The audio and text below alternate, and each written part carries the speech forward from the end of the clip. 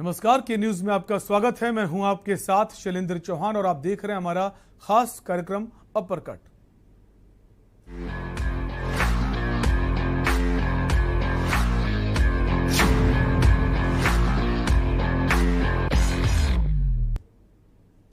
आज आईपीएल में राजस्थान रॉयल्स और कोलकाता नाइट राइडर्स के बीच मैच मुंबई के ब्रेबॉर्न स्टेडियम पर खेला जाएगा। राजस्थान और कोलकाता आज इस प्लेइंग 11 के साथ उतर सकती हैं। राजस्थान रॉयल्स और कोलकाता नाइट राइडर्स आज मुंबई के ब्रेबॉर्न स्टेडियम पर आईपीएल 2022 के जो 30वां मैच है उसके खिलाफ एक दूसरे से भिड़ते नजर आएंगे।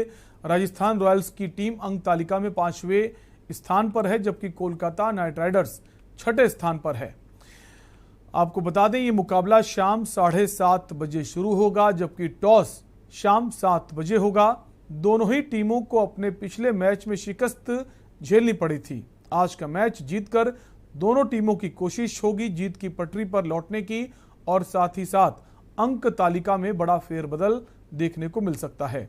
राजस्थान और कोलकाता आईपीएल में 25 बार आपस में भिड़ चुके हैं। 13 बार कोलकाता ने जीत दर्ज की है, 11 बार राजस्थान ने बाजी मारी। दोनों टीमों के बीच पिछले 5 मैचों के नतीजों पर गौर करें तो यहां भी केकेआर आगे है। केकेआर ने 3 जबकि राजस्थान ने 2 मैच जीते हैं। आईपीएल 2021 में दोनों टीमों के बीच 2 मैच खेले गए थे, तब दोनों टीमों ने 1-1 मैच जीता था। तो आज का जो मुकाबला है बहुत रोचक होने वाला है, क्योंकि दोनों ही टीमें अपना पिछला मुकाबला जो है वो हार कर आ रही हैं। इसी पर हम बात करेंगे। हमारे साथ हमेशा की तरह हमारे क्रिकेट एक्सपर्ट जो हैं संदीप पांडे जुड़ गए हैं। माफ कीजिए, संदीप की जगह हमारे साथ आज बहुत खास मेहमान हैं, क्रिकेट एक्सपर्ट हैं, कई वर्षों का आपको तजुर्बा है, रणजी भी खेल चुके हैं, नरेंद्र सिंह। नरेंद्र, स्वागत है आपका। Thank you very much. Narendra ji, आज का जो मुकाबला है, अगर पिछले मैचों की बात करें दोनों ही टीमों के, चाहे वो केकेआर हो, राजस्थान रॉयल्स हो, दोनों ही हार कर आ रहे हैं, तो दोनों के लिए जीत आज बहुत जरूरी है। नहीं, ये मैच बहुत कॉम्पिटिटिव मैच होने जा रहा है, क्योंकि कहीं ना कहीं दोनों कोशिश करेंगे, दोनों टीमें मतलब अच्छा प्रूव करने की कोशिश करेंगे, क्योंकि दोनों टीमें हार चुकी हैं और कहीं ना कहीं देखा जाए नेक टू नेक इनकी जो अगर विक्ट्री है वो ऑलमोस्ट बराबर है। और बॉम्बे में मैच हो रहा है, ब्रेबॉर्न स्टेडियम में मैच हो रहा है, तो कहीं ना कहीं स्विंग का फैक्टर और लेटरल मूवमेंट भी होता है वहां पे। तो एक टॉस भी काफी वाइटल सिद्ध होगा। जो भी टीम टॉस जीतेगी, मुझे ऐसा लगता है कि वो कहीं ना कहीं चीज करेगी। एक दोनों टीमों में अनुभवी और यंग खिलाड़ी हैं, और जो यंग है वो भी कहीं ना कहीं उनका प्रीवियसली थोड़ा अच्छा अनुभव है। जिस तरह से मैं यशस्वी जायसवाल को देख रहा हूँ और रियान पराग देख रहा हूँ, जो इंडिया के जो प्लेयर्स हैं, ये अंडर 19 से खिलाड़ी आए हैं, तो कहीं ना कहीं जॉस बटलर और नितेश राणा, ये इस तरह से एक कंबाइंड जो एक स्टफ हमारे पास दिख रहा है, और जो इंडियन आईपीएल जो क्रिकेट है और एक अच्छा प्लेटफॉर्म दे रही है इन खिलाड़ियों को, तो कहीं ना कहीं कंट्री में भी लोग इससे अपनी जगह बना रहे हैं। तो कहीं ना कहीं ये सभी खिलाड़ी अपने आप को प्रूव करने की कोशिश करेंगे और एक अच्छा प्लेटफॉर्म, एक अच्छा मैच देखने को मिलेगा। नरेंद्र, आज के मैच की बात करेंगे, उससे पहले अगर हम कल के मैच की बात करें, जो कल मैच हुआ उसमें काफी रोचक मुकाबला देखने को मिला। आपने देखा कि डेविड मिलर, जो पहले राजस्थान रॉयल्स के लिए खेलते थे, वो अब उसका गुजरात टाइटंस का हिस्सा है और उन्होंने शानदार मैच जो है जिताया है। एक वक्त लग रहा था चेन्नई आसानी से मैच जीत रही है, लेकिन डेविड मिलर की जो पारी मैच फिनिशर के तौर पर जाने जाते थे, कल उन्होंने मैच फिनिशर की भूमिका बेहतरीन तरह से दिखाई है। बिल्कुल, मिलर ने एक तो मैं मिलर की तारीफ करूंगा, क्योंकि जहां तक T20 में मारधाड़ की क्रिकेट कही जाती है, लेकिन उन्होंने अपने सीधे बैट से भी स्ट्रोक खेले और क्रीज का बिल्कुल यूज किया, बैकफुट पे भी जाके सीधे बैट से खेले थे, और जहां कहीं विड्थ मिलती थी तो वो अपने बैट को हॉरिजॉन्टल शॉट्स भी खेलते थे। तो कह सकते हैं कि एक अच्छा उन्होंने अपनी बैटिंग का स्किल और एक जो पैरों का इस्तेमाल कह सकते हैं, फुटवर्क बहुत अच्छा यूज किया। इस वजह से वो काफी एक सफल बल्लेबाज साबित हुए थे। ये भी माने कि जो पार्टनरशिप हुई नरेंद्र, राशिद खान और डेविड मिलर के बीच, वो एक जीत का फैक्टर थी। राशिद खान को हम जानते तो हैं गेंदबाजी के लिए, मगर वो बल्लेबाजी में भी नजर आते कभी कभी, तो वो जो राशिद खान की जो छोटी सी पारी थी वो भी एक बड़ा योगदान रहा टीम के लिए। देखिए, जब आप इंटरनेशनल क्रिकेट खेलते हैं और इतने सालों से इस प्लेटफॉर्म में आपको बॉलिंग भी करते हो और बैटिंग का भी आपको धीरे धीरे अनुभव हो जाता है, और कहीं ना कहीं आप जब इतने महंगे खिलाड़ी आपको लिया जाता है तो फ्रेंचाइजी भी चाहती है कि वो आपको जो आपका डिपार्टमेंट है उसके अलावा आप बैटिंग में भी अगर आप कंट्रीब्यूट करें तो वो एक कह सकते हैं एक एसेट बन जाता है। तो राशिद कई सालों से खेल रहे हैं, उनका खेलने का अंदाज अच्छा है, और आप देखते हैं कि उनका जो बैट जो चलता है वो एक कहीं ना कहीं बल्लेबाजों की तरह बैट चलता है। वो ऐसा नहीं है कि गए और उन्होंने कुछ एरी शॉट्स मारे या कुछ, वो थोड़ा रुकते हैं, थोड़ा टाइम लेते हैं। तो एक अच्छी कल तो कप्तान भी थे वो इस टीम के, तो कहीं ना कहीं अनुभव जैसे जैसे खिलाड़ी को मिलता है तो उनका गेम काफी शार्प हो जाता है।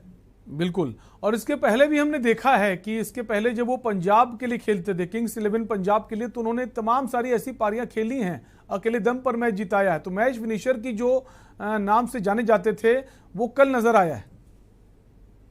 बिल्कुल बिल्कुल। और देखिए, राशिद खान का अगर हम क्रिकेट को देखें तो राशिद खान को इंडिया में खेलने में बड़ा मजा आता है। और जहां तक अफगानिस्तान की बात कही जाए, अफगानिस्तान को नोएडा में एक ग्राउंड दिया गया था, वो यहाँ पे प्रैक्टिस करते थे। यहाँ लोकल गाइज के साथ, यहाँ जो रणजी ट्रॉफी प्लेयर्स थे उनके साथ वो प्रैक्टिस करते थे। तो उनको यहाँ की विकेटों में, यहाँ के कल्चर में खेलने में बड़ा मजा आता है, और वो कहीं ना कहीं अपने आप को स्थापित कर चुके हैं इंडियन विकेटों पे। इंडियन जो एटमॉस्फेयर कह सकते हैं, क्रिकेटिंग जो हमारा एक एरिना है उसमें वो बहुत एंजॉय करते हैं। तो कहीं ना कहीं ये तजुर्बा उनको काम आ रहा है। बिल्कुल। अब अगर आज के मैच की बात करें नरेंद्र, जो राजस्थान रॉयल्स के बीच होना है और आपका जो दूसरी टीम है उसकी अगर बात करें हम, जो केकेआर है, दोनों ही अपना एक एक मैच हार कर आ रहे हैं। राजस्थान की अगर बात करें, जो पिछला मुकाबला हारी है तो काफी अंतर से हारी है। अगर बटलर को छोड़ दें तो कोई भी बल्लेबाज ज्यादा रन नहीं बना पाया। एक तरफ विकेट गिर रहे थे, एक तरफ बटलर अच्छी पारी खेल रहे थे, और एक वक्त लग भी रहा था कि टीम मैच निकाल सकती है आसानी से, लेकिन जो रनआउट था संजू सैमसन का वो कहीं ना कहीं हार के आड़े आया। जो जीत थी वो नहीं मिल पाई। जहां तक T20 की बात है, T20 को अक्सर हम 3 पार्ट में, अक्सर मैं ये बताता भी हूँ, अपने ट्रेनिंग को भी बताता हूँ जब हम मैच खेलते हैं, जब मैनेजमेंट में हम होते हैं, कि इसको बड़ी सावधानी से खेलना चाहिए। ये 3 पार्ट है, एक तो पावर प्ले होता है, एक फिर मिडिल ओवर होते हैं, और एक लॉन्ग ओवर होता है। इसमें होता है क्या है कि अगर आपके पास 2-3 बैट्समैन अगर अच्छे हैं और उसमें से कोई ऐसे बल्लेबाज है जो कि लंबा खेलने की प्रतिभा रखता है, जैसे ऊपर टॉप ऑर्डर में अगर पावर प्ले में संजू सैमसन बैटिंग करते हैं और अच्छा मार रहे हैं, या जॉस बटलर ऊपर बैटिंग कर रहे हैं, तो उनको ये अपना अनुभव दिखाना चाहिए, अपनी प्रेजेंस को आखिरी तक रखना चाहिए। जैसे कि मैं कल के प्रोग्राम में भी मैंने सुरेश रैना को बहुत याद किया था, सीएसके से जब भी वो आते थे वो आखिरी तक खेलते थे। तो इस समय संजू सैमसन को अपना कहीं ना कहीं किरदार आखिरी तक निभाना पड़ेगा, और क्योंकि उनके पास स्ट्रोक बहुत अच्छे हैं, वो अच्छा हिट करते हैं, और उनका जो लॉन्ग लीवर जो यूज करते हैं और बॉल की लाइन में अच्छा मारते हैं, आगे और पीछे दोनों बहुत अच्छा खेलते हैं, स्क्वायर ऑफ द विकेट भी अच्छा खेलते हैं। तो ऐसे में जो खिलाड़ी पावर प्ले में खेलता है तो वो छोड़ के ना आए दूसरे खिलाड़ी के लिए, उसको लंबा खेलना चाहिए, अंत तक खेलना चाहिए। नरेंद्र, अगर बात करें रविचंद्रन अश्विन मैच में, हमने सैमसन ने उनको ऊपर भेज दिया। वो ऑलराउंडर हैं, रन बना लेते, लेकिन पहले खुद को आपको आना चाहिए। तो अश्विन को जो ऊपर भेजा जाना, शायद आज वो बचे ऐसा करने से। नहीं, ये जो उन्होंने एक डिसीजन लिया था, ये मुझे नहीं लगता है कि एक अच्छा डिसीजन था, और हम लोग सब सरप्राइज थे कि रविचंद्रन को इतना ऊपर भेज देना। और हो सकता है उन्होंने सुनील नारायण जिस तरह से ऊपर आया करते थे, ऊपर बैटिंग करते थे, वहां से उनको कॉपी किया। लेकिन अगर आपके पास आपके तर्कश में बेहतरीन तीर रखे हुए हैं, खिलाड़ी रखे हुए हैं, तो इस तरह का डिसीजन नहीं लेना चाहिए। जो पिछली गलती हुई है वो आज मुझे नहीं लगता है कि मैं श्योर हूँ 100% कि रविचंद्रन अश्विन को ऊपर बैटिंग नहीं कराई जाएगी। क्या गेंदबाजी में कोई बदलाव हो सकता है राजस्थान की टीम की अगर बात करें? मुझे नहीं लगता कि इतना कोई विशेष बदलाव होगा। हाँ, लेकिन यह है कि जिस तरह शुरू के ओवर्स में बल्लेबाजों को विड्थ नहीं देनी चाहिए, बहुत ज्यादा एक्सपेरिमेंट नहीं करना चाहिए, with in the stumps ball डालना चाहिए। होता है क्या है कि 2-4 ओवर के बाद बॉल का ग्लेज खत्म हो जाता है, उसके बाद बॉल जो है बैट पे आता है, तो वो शुरू से ही एक पैनापन कह सकते हैं कि गेंदबाजों को with in the stump ball रखना चाहिए, जिससे कि विर्थ ना दें। क्योंकि शुरू में कहीं ना कहीं एक खिलाड़ी को लाइसेंस जरूर दे दिया जाता है कि वो उसको ये चार्ज की कहा जाता है कि 6 ओवर में जितना आप मैक्सिमम कैश कर सकते हैं। तो यहाँ पे अगर थोड़ा सा वेरिएशन और थोड़ा सा विकेट पे बॉल अगर डाला जाए, with in the stump ball डाला जाए, तो हो सकता है कि ये काफी कामयाब होंगे इस तरह की गेंदबाजी में। कुलदीप सेन की अगर बात करें, जो नए गेंदबाज हैं, पिछले मैच में काफी पिटाई हुई, तो क्या कुलदीप सेन को ड्रॉप भी किया जा सकता है? देखिए, जब हमारे पास स्क्वाड में खिलाड़ी होते हैं और इस तरह का अगर अनुभव नहीं है, खिलाड़ियों को चांस दिया जाता है, तो फ्रेंचाइजी क्रिकेट है वो बहुत ज्यादा एक्सपेरिमेंट नहीं करते हैं।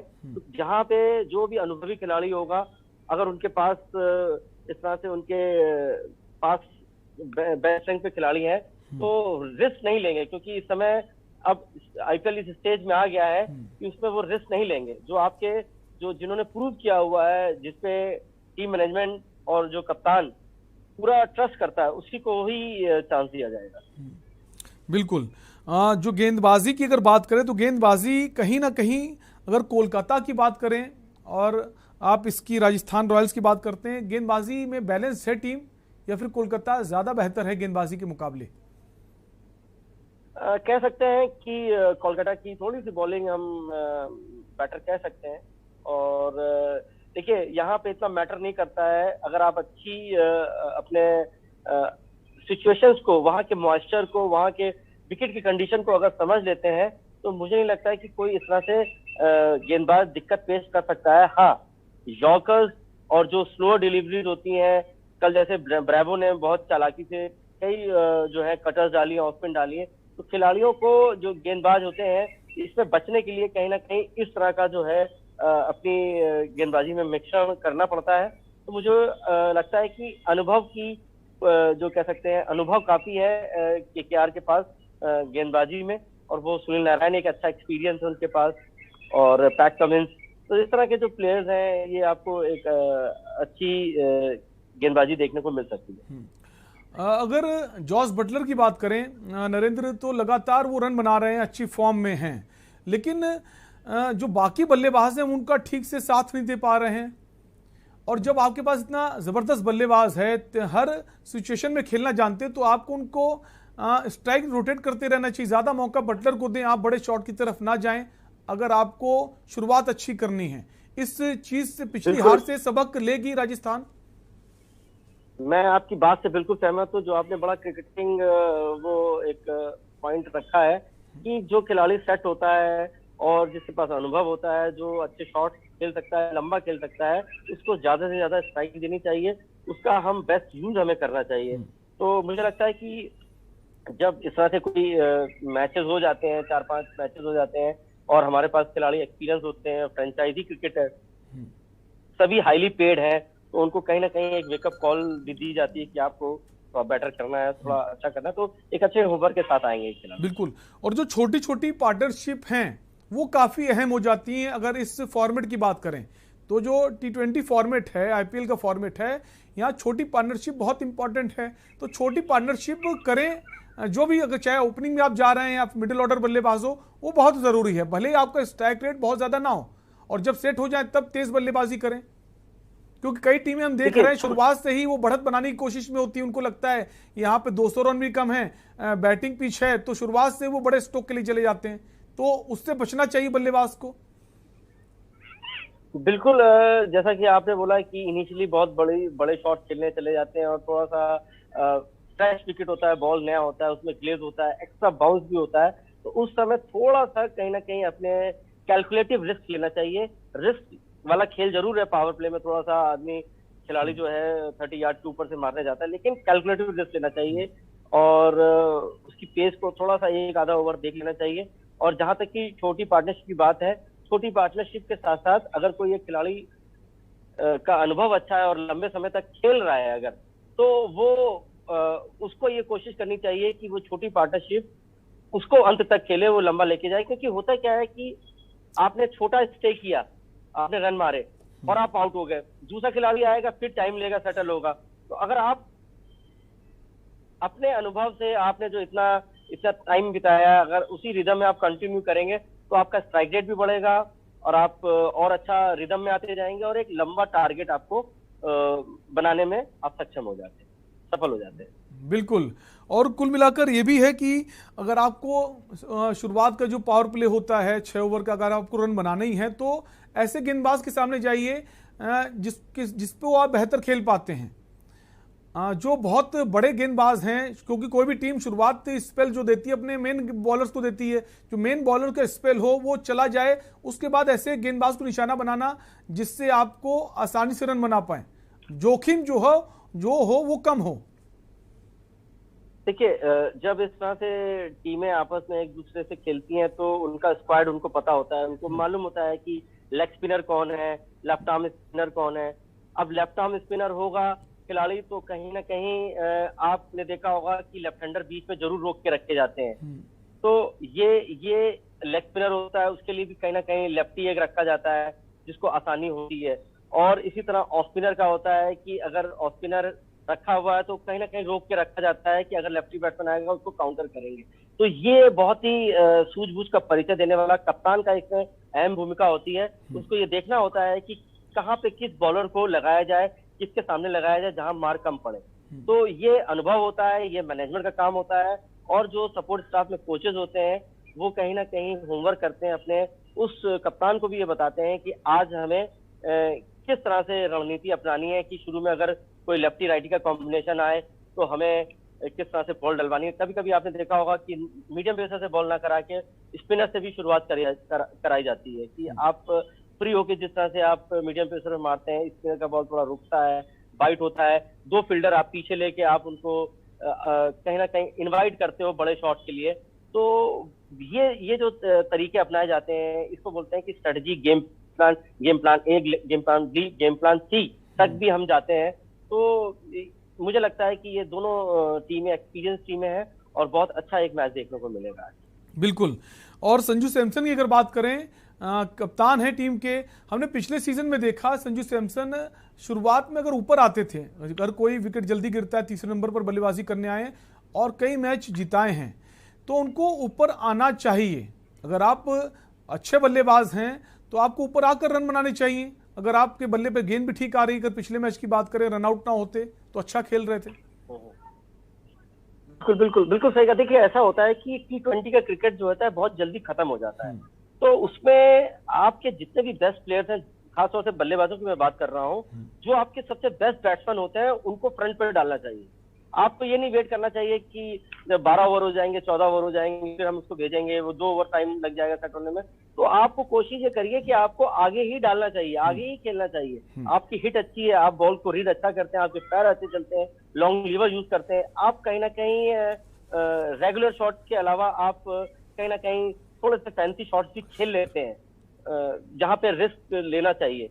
तो मुझे लगता है कि संजू सैमसन जैसे खिलाड़ी को, जो कि पिछले आईपीएल में उसने बड़े रन बनाए हैं और एक स्ट्रॉन्ग खिलाड़ी है और एक ऊपर आएंगे, जरूर आना चाहिए। और देवदत्त पाटिकल की अगर बात करें, जो पिछले सीजन में बेंगलोर के लिए खेल रहे थे, अच्छी शुरुआत दे रहे थे, यहाँ पर उनके बल्ले से रन नहीं बन रहे, जल्दी आउट हो रहे हैं। तो आपके सामने इतना बड़ा बल्लेबाज अगर जॉस बटलर खेल रहा है तो आपकी कोशिश है आप सिंगल देकर स्ट्राइक उसे दीजिए, वो फॉर्म में अच्छी गेंद उसके बल्ले पर आ रही है। तो यहाँ पर देवदत्त पाटिकल की भूमिका काफी अहम हो जाती है। कोई शुरुआती झटके किसी टीम को अगर लग जाते तो वापसी करना बहुत मुश्किल हो जाता है। बिल्कुल सही बात है। क्या होता है कि देवदत्त पाटिकल का जो खेलने का अंदाज बहुत अच्छा है, वो बिग हिट्स लगाते हैं, उनकी रीच बहुत अच्छी है, हाइट बहुत अच्छी है, प्रीवियस ने प्रूव किया हुआ। लेकिन क्या होता है कि खिलाड़ी कहीं ना कहीं जो है अपनी फॉर्म से जूझता जरूर है, और लेकिन अच्छा खिलाड़ी वही होता है जो कि अपने बेसिक्स पे जल्दी आ जाता है, वह करता है। मुझे नहीं लगता है कि पाटिकल को इतना टाइम लगेगा, और अब के मैचेस में वो जो उनसे प्रीवियस गलतियां हुई हैं एक अच्छा अपने आप को साबित करने की कोशिश करेंगे, और उन्होंने प्रीवियसली प्रूव किया हुआ है। तो आज मुझे उम्मीद है कि पाटिकल होमवर्क करके आएंगे, थोड़ा सा विकेट हल्का सा टाइम बिताएंगे और दर्शकों का मनोरंजन भी होगा अगर शुरुआत अच्छी होगी किसी भी टीम की। बहुत एक ब्रेक का वक्त है नरेंद्र, आप बने रहिए, जल्द लौटेंगे और बात करेंगे केकेआर की। अभी हमने बात करी राजस्थान रॉयल्स की टीम की, इसके बाद अब बात करेंगे केकेआर में कितनी धार है बल्लेबाजी में और गेंदबाजी में।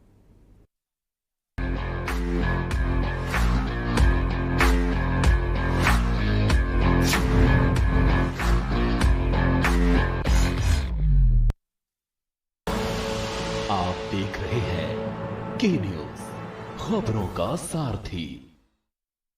खुदी को आजमाया है तो ये अंदाज आया है, खुदी को आजमाया है तो ये अंदाज आया है। तुम में भी मैं हूं, शुद्ध प्लस पान मसाला।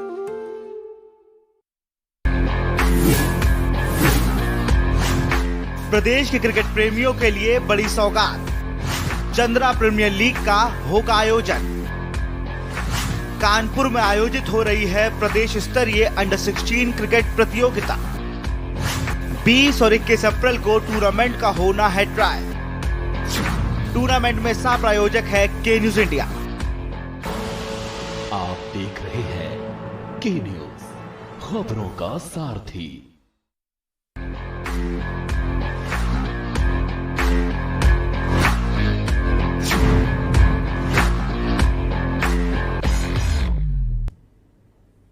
ब्रेक के बाद एक बार फिर आपका स्वागत है। आप देख रहे हैं अपरकट और हम बात कर रहे हैं आज होने वाले मैच की, जो राजस्थान रॉयल्स और कोलकाता नाइट राइडर्स के बीच होना है। दोनों ही टीमें अपना पिछला मैच जो है वो हार कर आ रही हैं और दोनों ही के सामने चुनौती है कि इस बार जो है वो जीत दर्ज करें, क्योंकि जो सीजन है वो धीमे धीमे आगे बढ़ता जा रहा है, जीतना जरूरी हो गया है। वापस हम नरेंद्र के पास आएंगे, क्रिकेट एक्सपर्ट हमारे साथ बने हुए नरेंद्र सिंह। नरेंद्र, आप ही के पास आएंगे। ब्रेक से पहले हमने बात करी राजस्थान रॉयल्स की। अब अगर केकेआर की अगर बात करें तो शुरुआत जो है वो बहुत अच्छी नहीं हो पा रही। अरुण फिंच भले ही टीम का हिस्सा है, शुरुआत बहुत ताबड़तोड़ बल्लेबाजी के लिए जाने जाते, लेकिन अभी तक कुछ खास कमाल नहीं कर पाए। पिछले मैच में हालांकि रसेल का बल्ला एक बार फिर से चला, लेकिन जीत दूर रह गई। देखिए, एरन फिंच जो है, इनका एक प्रीवियसली एक अच्छा इनका इमेज है और ये पावरफुल खिलाड़ी है, स्ट्रॉन्ग बिल्ट है। और देखिए, क्रिकेट जो है अनिश्चितताओं का खेल है। वो भले ही आउट हो गए, लेकिन जब खिलाड़ी इतना कंपोज और टेक्निकली इतना साउंड बैट्समैन है, वो कहीं ना कहीं अपना हर मैच में अपनी तैयारी करके आता है। तो अगर प्रीवियसली इस तरह से ये आउट हुए हैं, तो मुझे उम्मीद है कि आज ये एरन फिंच अपनी प्रतिभा पे बिल्कुल सही उतरेंगे। और इनके पास नीतीश राणा भी बल्लेबाज अच्छे हैं, लेफ्टी बैट्समैन है, अच्छा मारते हैं और काफी इन्होंने अच्छी इनिंग्स खेली हैं। तो बैटिंग में इनके पास बैटिंग स्ट्रेंथ काफी अच्छी है। मुझे उम्मीद है कि एक अगर पहले बैटिंग करते हैं तो अच्छा एक स्कोर खड़ा कर सकती है। बिल्कुल, और ऐसा नहीं पिछले मैच में टीम ने रन नहीं बनाए, टीम ने अच्छे रन बनाए, रनों का पहाड़ खड़ा किया। अगर बात करें 175 रन बनाए पहली इनिंग में खेलकर, लेकिन जो चेस था वो हैदराबाद ने बड़ी आसानी से कर लिया। राहुल त्रिपाठी का बल्ला खूब बोला, तो गेंदबाजी जो थी वो बेहतर नहीं हो पाई। पैट कमिंस जो है उनकी बहुत पिटाई हुई। जो मेन बॉलर अगर निशाना बन जाए किसी गेंदबाज का, किसी टीम का, तो बहुत मुश्किल होता है वापसी करना। देखिए, ऐसा होता है कि खिलाड़ी बॉलर जो है वो इस वाली क्रिकेट में उसको तैयार रहना चाहिए। मार तो कभी भी पड़ सकती है, क्योंकि ये पैराडाइज विकेटें होती हैं। बॉल जो है बहुत अच्छा बैट पे आता है। कभी कभी बॉलर डालता कुछ है और वो उस विकेट के हिसाब से बॉल वैसा नहीं डालना चाहिए। एक्सपेक्टेशंस कुछ होती हैं और डिलीवरी कुछ हो जाती है। तो वो इस तरह से जब तक समझते में उसके 2 ओवर निकल जाते हैं और उसको पिटाई लग जाती है। तो जहां तक T20 का खेल है, ये एक बैटिंग ओरिएंटेड गेम है, तो इसमें बॉलर के लिए बहुत ज्यादा कुछ होता नहीं है। इसलिए अगर आप देखा हो तो बॉलर कहीं ना कहीं बचने की कोशिश करते हैं। वो शुरू में ही देखिए, अगर बहुत ज्यादा फ्लैट विकेट होता है तो स्लोअर, यॉर्कर और कटर और क्रीज के पीछे से बॉल को, लेंथ को कम करके बॉल डालते हैं। तो ये सब तकनीक अपनाई जाती हैं। लेकिन कुल मिला के देखा जाए तो ये इस क्रिकेट में बैट्समैन को ज्यादा मजा आता है, बैट्समैन ज्यादा एंजॉय करते हैं। नरेंद्र भाई, अगर देखें वरुण चक्रवर्ती की बात करें, पिछला सीजन बहुत अच्छा गया था और बड़ा नाम हुआ था, भारतीय टीम में सिलेक्शन भी हो गया था, लेकिन इधर अगर देखें कुछ मैचों को तो उनकी गेंदबाजी बहुत अच्छी नहीं। पिछले मैच में भी पिटाई हुई, उससे पहले पिटाई हुई, काफी बदले हुए नजर आ रहे हैं वरुण चक्रवर्ती। क्या इनको ड्रॉप भी किया जा सकता है? ऐसी सिचुएशन बन चुकी है केकेआर में गेंदबाजी की इनकी। देखिए, जब कभी भी वरुण चक्रवर्ती, जैसे कह लीजिए अजंता मेंडिस आप एक बॉलर आए थे, तो क्या होता है शुरुआत में इस तरह के बॉलर काफी मतलब परेशान करते हैं। लेकिन अब इनके वीडियोस, इनकी बॉलिंग का अंदाज, उनका रनअप और फिंगर से कहां से रिलीज करते हैं, कब डिलीवर करते हैं, वो उनको भांप लिया जाता है। तो शुरू में समझने में थोड़ी सी दिक्कत होती थी, लेकिन आज के समय में वरुण चक्रवर्ती को बहुत आसानी से लोग खेल लेते हैं। पहले क्या होता था कि फ्रंट फुट पे ही कमिट होते थे तो लोग ट्रैप हो जाते थे। अभी क्या होता है कि डीप क्रीज में जाके पीछे जाके स्कोर आधा विकेट कट भी मार लेते हैं, पीछे उसको शॉर्ट पिच बना के सामने भी मार देते हैं और उसको पुल भी मार देते हैं। तो कहीं ना कहीं ये जो खिलाड़ी होते हैं उनको अपना होमवर्क करते रहना चाहिए कि मुझे अब क्या वेरिएशन करना चाहिए। लेकिन जिस अंदाज से वो पीछे सक्सेसफुल थे, अब वो इतने इसलिए नहीं है क्योंकि उनको भी काउंटर करना आ गया है बैट्समैनों को, वो समझ गए हैं वो क्या किस समय कौन सी बॉल डालते हैं। सुनील नरेन की बात करें, पिछले काफी सीजन से केकेआर का एक अहम हिस्सा हैं। पिछले कई मैचों में हमने देखा, पिछले सीजन या उससे पहले की सीजन की बात करें तो ओपनर के तौर पर बहुत अच्छी पारियां उन्होंने खेली हैं, छोटी पारियां खेली लेकिन एक शुरुआत अच्छी दे देते हैं। तो क्या सुनील नारायण को ऊपर भेजा जा सकता है ताकि शुरुआत अच्छी हो, क्योंकि रसेल भी रन बना रहे हैं, नीतीश राणा भी रन बना रहे हैं, शुरुआत आपकी अच्छी नहीं हो रही है? देखिए, सुनील नारायण को बैटिंग कई सालों से वो इस तरह से छोटी इनिंग्स खेलते हैं, उनका एक सेट वो हो गया है, उनको मालूम है नीचे इतना खुल के नहीं खेल सकते हैं, नया बॉल बैट पे ज्यादा अच्छा आता है, तो उनको एक फ्री लाइसेंस दिया हुआ है। तो वो एक तरह से एक कैलकुलेटिव रिस्क उन्होंने लिया हुआ है कि ये खिलाड़ी जितनी देर रहता है और इसका स्ट्राइक रेट 150 या कभी कभी 200 भी हो जाता है, तो वो उनके लिए प्लस ही हो जाता है। मान लीजिए आउट भी हो जाते हैं, थोड़ी देर बाद कोई बैट्समैन कुछ बॉलें खा लेता है तो वो कवर अप हो जाता है। तो मुझे उम्मीद है कि इस तरह की जो स्ट्रेटेजी सुनील नारायण के साथ इन्होंने अपनाई है वो उसको अच्छी तरह समझते हैं और इसीलिए शायद वो हर बार उन पर ट्रस्ट किया जाता है और उनको ओपन भेजा जाता है। बिल्कुल, तो आज शायद उनके डाउन में बदलाव भी हो सकता है। बहुत बहुत शुक्रिया नरेंद्र जी, आप हमारे साथ जुड़े, तमाम सारे अपने अनुभव आपने शेयर किए। तो अपरकट में हम बात कर रहे थे आज होने वाले मुकाबले की जो कोलकाता नाइट राइडर्स और राजस्थान रॉयल्स के बीच खेला जाना। दोनों ही टीमें अपना पिछला मैच हार कर आ रही हैं और उस हार से सबक लेकर क्या इस बार प्लेइंग 11 में बदलाव होगा या फिर जो डाउन है, जैसे संजू सैमसन की बात करें क्या वो ऊपर आ सकते हैं, सुनील नारायण की बात करें क्या उन्हें ऊपर भेजा जा सकता है और गेंदबाजी में भी क्या बदलाव हो सकता है, देखने वाली बात होगी। फिलहाल के लिए आपसे लेंगे इजाजत। देखते रहिए के न्यूज़ इंडिया। नमस्कार।